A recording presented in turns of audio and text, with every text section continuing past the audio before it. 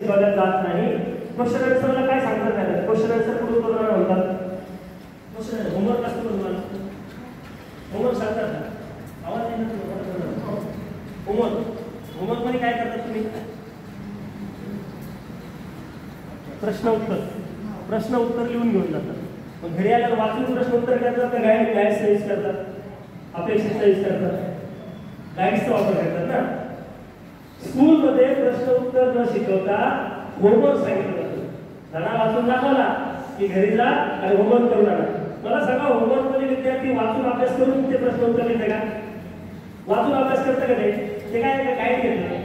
आईला बाबा त्याच्या अगोदर सांगितलं तुम्हाला गाईड पाहिजे, मला अपेक्षित पाहिजे, बारीक बारीक अपेक्षित आले ना वाटतं ते पाहिजे. मला पण दोन मुली माझी 12वीला आहे की आम्हाला माहिती घरी काय चालतं. एक दुसरी छोटी. तर त्या अपेक्षित मधून आणि गाईड्स मधून विद्यार्थी काय करतात ते प्रश्नाची उत्तर लिहून घेतात. शिक्षकाला घेऊन दाखवतात. ते शिक्षक चेक करणे एवढा वेळ त्याच्यात नसतो. राईट करून सेवावर पाठवून देतात ते. मला सांगा मुलांना परीक्षेमध्ये लेसन लिहायचं का प्रश्न उत्तर लिहायचं.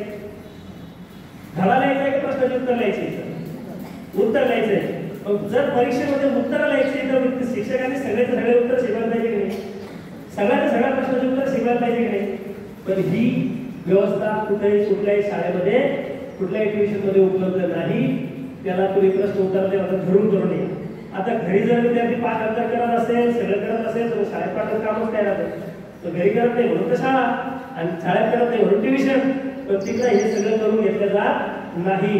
एज्युटेकच्या असं लक्षात आलं की विद्यार्थ्यांना परीक्षेमध्ये लेसन लिहायचं नाही तर त्याला प्रश्नाची उत्तरं लिहायची आहे.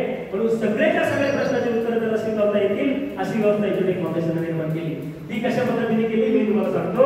जे एक धडा असतो एक लेसन असतो. मी मराठी समजतो धडा म्हणजे मी खूप खेडेगावातला पण आहे म्हणून मला धडा समजतं. मी शहरात पण राहतो म्हणून मला लेसन पण कळतं. म्हणजे मला इंग्लिश पण कळतं मराठी पण कळतं. तुम्हाला सगळं समजतं काय का मी स्पेशल मराठी बोलू गावात. एक धडा असतो त्या धड्याखाली 8-10 प्रश्न असतात. 8-10 प्रश्न असतात.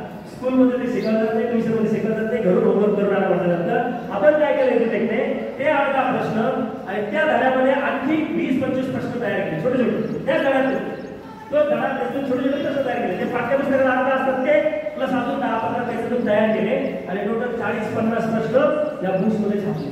जे बुक्स मी तुम्हाला दाखवलं त्या बुक्समध्ये छापले. त्या प्रत्येक प्रश्नाच्या समोर असा क्यूआर दिला.